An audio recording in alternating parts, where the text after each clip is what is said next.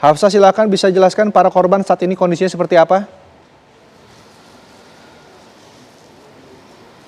Ya, selamat siang Rendra dan juga pemirsa, terkait bagaimana kondisi 96 korban yang menjadi korban pasca ledakan di SMA 72. Memang 96 korban ini disebarkan ke 3 rumah sakit, di antaranya Rumah Sakit Islam Cempaka Putih, kemudian Rumah Sakit Yasri dan juga Rumah Sakit Pertamina Jaya.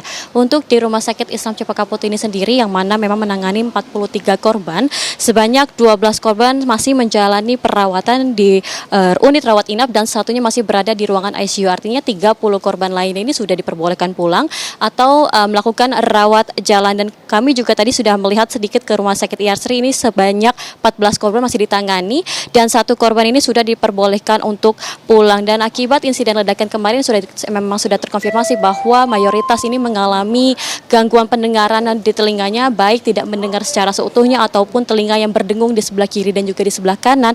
Kemudian juga adanya muntah darah serta adanya korban yang mengalami luka bakar baik di tubuh maupun di wajah. Dan tindakan yang dilakukan oleh Rumah Sakit Islam Cempaka Putih ini sendiri kemarin sudah melakukan operasi sebanyak 5 orang yang merupakan korban ledakan, di mana memang operasi tersebut dilakukan oleh dokter spesialis bedah dan juga anestesi akibat luka bakar yang berat dari para korban ledakan di SMA 72 kemarin. Dan jika kita melihat bahwa kemarin memang ruangan ICU baik di Rumah Sakit Islam Cempaka Putih maupun di Rumah Sakit Yasri ini menjadi unit pelayanan, di mana seluruh korban yang dibawa ini berada di ruangan ICU tersebut. Namun untuk saat ini sudah clear, begitu artinya memang seluruh korban ini mayoritas sudah dikerahkan ke ruangan rawat inap sesuai dengan keluhannya masing-masing, yang kemudian akan dilakukan observasi lebih lanjut dan dilihat perkembangannya, Rendra dan juga pemirsa, apakah kemudian perlu adanya perawatan yang intensif begitu ataupun sudah diperbolehkan untuk pulang. Dan tidak hanya penanganan secara fisik, mengingat bahwa memang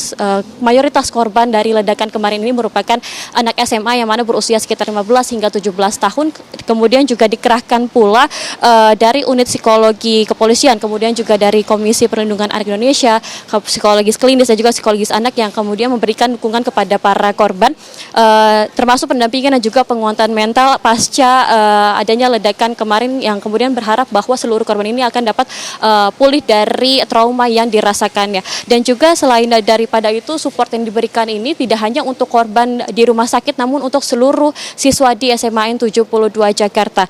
Dan jika kita melihat begitu, Rendra dan juga pemirsa, bahwa memang dari pasca insiden yang terjadi ini sejumlah tokoh juga sudah menjenguk langsung para korban dan di rumah sakit. Di antaranya kemarin kita lihat bahwa sudah datangnya Kapolri, yakni Listio Sigit, kemudian juga ada Wakil DPR RI Sufmi Dasko dan juga adanya Gubernur DKI Jakarta Pramono Anung. Dan pada kesempatan tersebut juga Pramono Anung menyatakan bahwa seluruh biaya ataupun perawatan yang dilakukan ini di mana akan dilakukan secara gratis kepada para pasien hingga perawatan selesai. Dan untuk saat ini kami masih menunggu informasinya, akan ada Menteri Sosial yakni Saifullah Yusuf yang akan terus yang akan langsung datang dan menjenguk para korban. Dan nantinya untuk informasi selanjutnya akan kami kabarkan kepada Anda, kembali kepada Anda Rendra di studio. Baik, terima kasih Hafsah Syafira dari Rumah Sakit Cempaka Putih. Sebelum juga ada Josephine Kezia dari SMA 72 Jakarta Utara.